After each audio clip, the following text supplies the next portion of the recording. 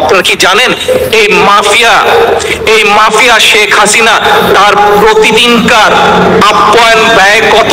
জনগণের পকেট থেকে আপ্যায়নের নামে কত টাকা খরচ করে আপনারা কি জানেন প্রিয় ভাই বোনেরা? 5 লক্ষ টাকার মতন প্রতিদিন তার আপ্যায়ন ব্যয়।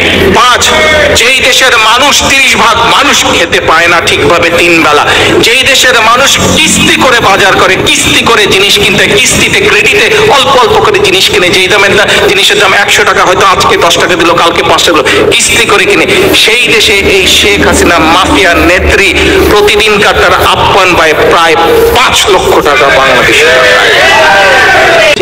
কয়দিন আগে আপনারা দেখেছেন যে মাফিয়া সরকারের নেত্রী, মাফিয়া শেখ হাসিনা কয়েকদিন আগে বলেছে বিএনপির অবস্থা নাকি হেফাজতের মতন হবে। আজ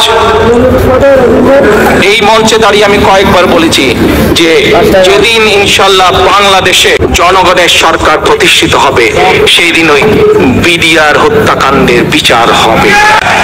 আজ শেখ হাসিনা স্বীকার করে নিল যে হেফাজতে যে মানুষগুলোকে সেদিন হত্যা করা হয়েছিল সেই হত্যার নির্দেশদাতা সে।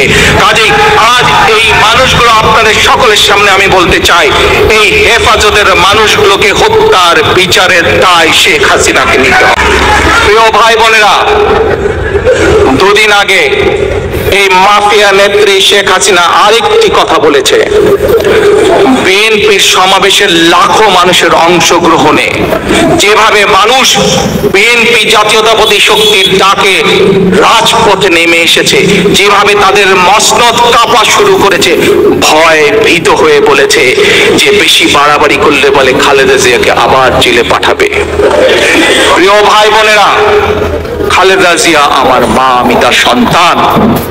আজ শেখ হাসিনা যেই কথা বলেছে খালেদা জিয়াকে জেলে পাঠাবে, আজ আপনাদের সামনে এবং সোশ্যাল মিডিয়ার মাধ্যমে যারা সংযুক্ত আছেন প্রতিটি মানুষের কাছে আমি শুধু একটি কথা বলবো, শেখ হাসিনার এই জবাব আমি দেব না।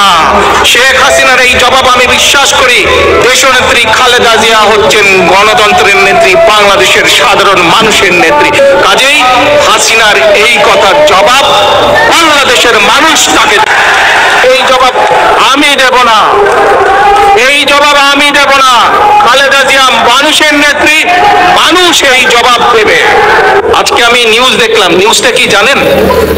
নিউজটা হচ্ছে যশোরের একটি নিউজ পত্রিকায় এসছে।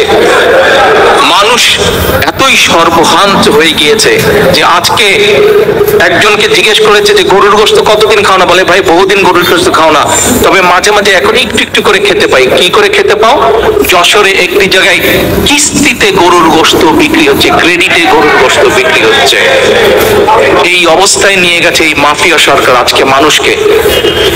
আজকে তারা মানুষকে উপদেশ দিচ্ছে, কিচ্ছুতা সাধন করেন। প্রিয় ভাই বোনেরা, মন দিয়ে শুনবেন, বাংলাদেশের মানুষ আজ কিস্তি করে গরুর গোশত খেতে হচ্ছে।